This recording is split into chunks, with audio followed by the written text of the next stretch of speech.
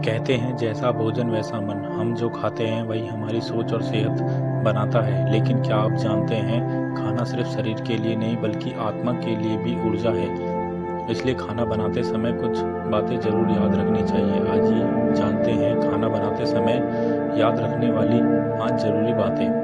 पहली बात, मन शांत और प्रसन्न रखें। खाना बनाते वक्त आपका मन कैसा है वही ऊर्जा खाने में जाती है। अगर गुस्सा, तनाव या चिंता के साथ खाना पकाओगे तो वो नकारात्मक ऊर्जा भोजन में चली जाएगी। इसलिए भोजन बनाते वक्त मन को शांत रखो, मंत्र सुनो या भगवान का नाम लो। खाना तब ही सच्चा प्रसाद बनता है जब वह प्रेम और शांति से बना हो। दूसरी बात, रसोई को पवित्र रखो। रसोई सिर्फ खाने पकाने की जगह नहीं, एक पवित्र स्थान है।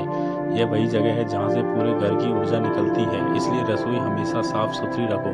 बिना जूते चप्पल के जाओ और खाना बनाते समय जलते दीपक या अग्नि का सम्मान करो, क्योंकि वही अग्नि अन्न को जीवन देती है। तीसरी बात, ताजी और सात्विक चीज़ों का प्रयोग करें। हमारे शास्त्रों में कहा गया है, सात्विक आहार, सात्विक विचार। ज़्यादा बासी, जंक या तली भुनी चीज़ों से शरीर ही नहीं मन भी भारी हो जाता है।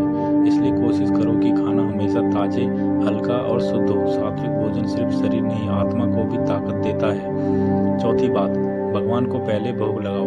खाना पक जाने के बाद सबसे पहले उसे भगवान को अर्पित करो। यह कोई रस्म नहीं, यह एक कृतज्ञता का भाव है। जब हम भोग लगाकर खाते हैं तो वो भोजन प्रसाद बन जाता है, और प्रसाद में सिर्फ स्वाद ही नहीं, आशीर्वाद होता है।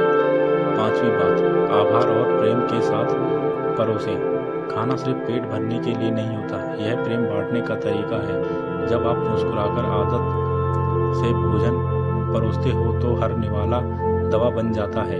घर में प्रेम और सकारात्मकता बढ़ती है। याद रखें, खाने में सिर्फ स्वाद नहीं, भावना भी जरूरी है।